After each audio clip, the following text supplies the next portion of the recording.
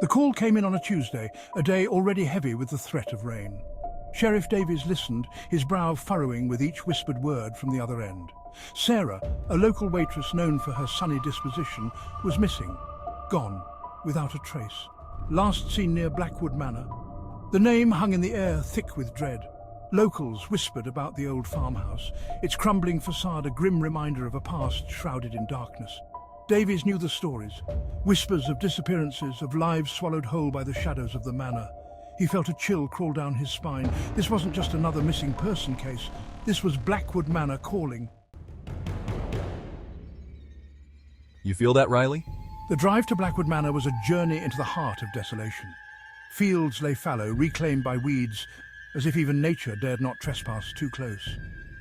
The manor itself loomed at the end of the gravel path, a skeletal silhouette against the storm-laden sky.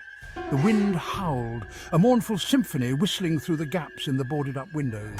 Detective Harrison, his partner, Detective Lisa Riley, by his side, felt the weight of unseen eyes upon them. This place had a story to tell, one etched in sorrow and despair. Harrison's voice was low, barely audible above the wind's lament. Riley, her hand resting on the holster at her hip, simply nodded. The silence stretched between them, heavy with unspoken apprehension. They were walking into the belly of the beast, and they both knew it. The front door creaked open, a tortured groan that echoed through the deathly silence of the house. It was as if the house itself was waking from a long haunted slumber, reluctant to reveal its secrets. Dust motes danced in the faint rays of sunlight that pierced through the grimy windows. They floated lazily, undisturbed for years, a testament to the time that had passed since anyone had last walked these halls. The air hung heavy, thick with the smell of decay and something else, something vaguely metallic that sent a shiver down Harrison's spine. It was a scent he recognized all too well, one that hinted at a darker history hidden within these walls. He moved through the house with a practiced ease, his eyes scanning every detail, every shadow. Each creak of the floorboards under his feet was a reminder of the house's age and the secrets it held. The house was a graveyard of memories, each one whispering a tale of despair. Cobwebs clung to the corners, and the furniture, once grand, now stood as ghostly remnants of a bygone era. A child's doll lay discarded on the floor, its porcelain face cracked, one eye staring blankly into the void. It was a haunting reminder of innocence lost, a fragment of a happier time now overshadowed by darkness. Harrison picked it up, turning it over in his hand. The doll felt cold and lifeless, a stark contrast to the warmth it once brought to a child's heart. There was a time this doll brought joy, a time when laughter echoed through these halls. The walls had once been filled with the sounds of life, of children playing and families gathering. Now it was just another relic of a shattered past, a silent testament to the darkness that had seeped into the very foundation of Blackwood Manor. The house, like the doll, was a shell of its former self, holding on to memories that were now tainted by sorrow and loss. A muffled sob, barely audible, cut through the oppressive silence. Harrison's head snapped up, his senses on high alert. The room was cloaked in darkness, shadows dancing on the walls, making it hard to discern what was real and what was imagined. It came again, from somewhere upstairs, a sound laced with terror and desperation. He exchanged a look with Riley, his eyes hard, his jaw set in grim determination. The air was thick with tension, every creak and groan of the old house amplifying their unease. They moved silently, their footsteps muffled by the thick carpet of dust, their hands hovering near their weapons. The house seemed to hold its breath, as if aware of the impending confrontation.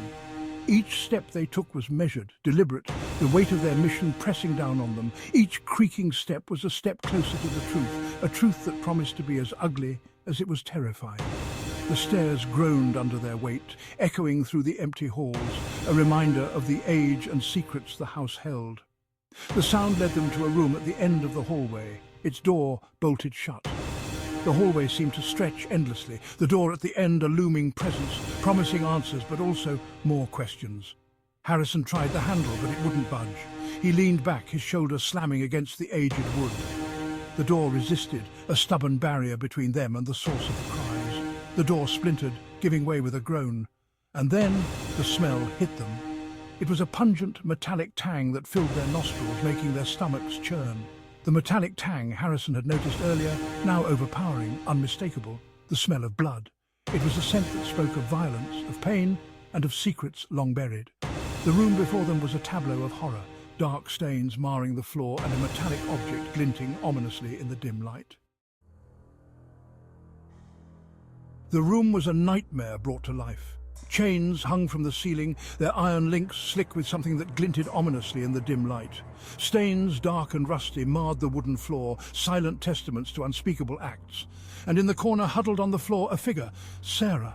Her eyes were wide with terror, her wrists bound, her mouth gagged. She looked up at them, her eyes pleading for salvation. But it was the rest of the room that held Harrison's attention. Diagrams adorned the walls, grotesque sketches of human anatomy, alongside notes scribbled in a frenzied hand. Surgical instruments, gleaming wickedly in the faint light, were meticulously arranged on a table. This wasn't just a room where someone was held captive. It was a macabre operating theatre, a testament to a depravity that chilled Harrison to his core. You shouldn't have come here. A figure emerged from the shadows, a hulking silhouette wielding a hunting knife. His face, caught in the sliver of moonlight from the window, was a mask of pure rage. The glint in his eyes spoke of a madness that ran deep, a darkness that had consumed him entirely. He lunged at Harrison, the knife flashing silver in the dim light. Harrison, his reflexes honed by years on the force, twisted aside just in time. The knife whistled past his ear, missing him by a hair's breadth. The air crackled with tension as the two men circled each other, predator and prey engaged in a deadly dance. Breathing heavily. This isn't just about apprehending a suspect anymore. It's about survival. Riley, her gun drawn, moved to flank the attacker, her eyes darting from him to the terrified woman huddled in the corner. The fight was brutal, a whirlwind of fists and fury. The attacker fought like a cornered animal, fueled by desperation and rage. Harrison, despite his size, moved with a surprising agility, deflecting blows, landing counterpunches that sent shockwaves of pain through his opponent's body. The room echoed with the thud of flesh on flesh, the clang of metal on bone. Finally, with a well-placed kick to the attacker's chest, Harrison sent him crashing to the floor, the knife clattering away across the wooden floorboards. You'll never understand. They needed to be purified. I was doing them a favor. His words sent a chill down Harrison's spine. This wasn't just a case of kidnapping. They were dealing with something far more sinister, something that defied rational explanation.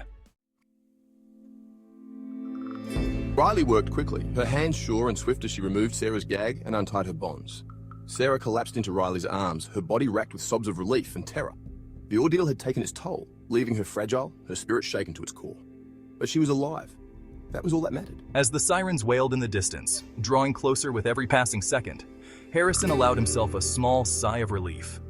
They had won this round, but the darkness that had permeated Blackwood Manor for so long wouldn't be so easily vanquished. You think this is over? There are more. They're everywhere. His words hung in the air, a chilling reminder that some evils run deeper than anyone could imagine. The aftermath was a blur of flashing lights, hurried whispers, and the ever-present smell of disinfectant. Sarah was safe, her physical wounds healing, but the psychological scars ran deep. The darkness she had witnessed, the horrors she had endured, had left an indelible mark on her soul. Blackwood Manor, its secrets exposed, stood silent, a grim monument to the depravity that had unfolded within its walls. The stories were no longer whispers, they were chilling truths etched in blood and pain. Harrison watched Sarah from a distance, her hand tightly clutching a locket, a small token of a life that felt a lifetime ago. He knew that while they had saved her from the clutches of a monster, some wounds never truly heal. Blackwood Manor might be silent now, but its darkness lingered, a chilling reminder of the monsters that lurk in the shadows, waiting for their chance to strike. The trial was swift, the evidence overwhelming. The courtroom was filled with a palpable tension, every eye fixed on the man who had brought so much pain to their community. The man, revealed to be a local farmer who had preyed on unsuspecting women for years, was found guilty. His crimes had gone unnoticed for far too long, hidden behind the facade of a simple, hard-working farmer. He was sentenced to life in prison, his crimes echoing the horrors of Blackwood Manor itself. The community hoped that with his imprisonment a sense of peace might return, but the shadows of his actions lingered. The farmhouse, a place of pain and death, was demolished, its foundations razed to the ground, as if to erase the very memory of its existence.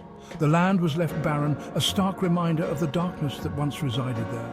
Yet some locals swore they could still hear Sarah's muffled sobs on stormy nights, a chilling reminder that some stories, like the echoes of a nightmare, never truly fade away.